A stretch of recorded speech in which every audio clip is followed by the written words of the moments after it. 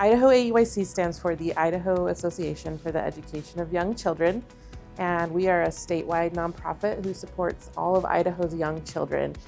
And oftentimes when we think about meeting families where they are, that really comes back to those like medical appointments, waiting in waiting rooms at the dentist or at the pediatrician's office. That time can be really stressful, and we really wanted to identify ways that we could support families in that space while they're waiting. These kits are available to anyone who might have a waiting space to request from us at no cost.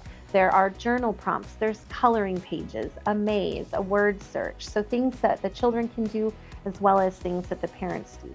The point of this is for us to give parents a resource that they can use to take a time that could be potentially stressful in a waiting situation and turn that into an opportunity for them to connect with their child.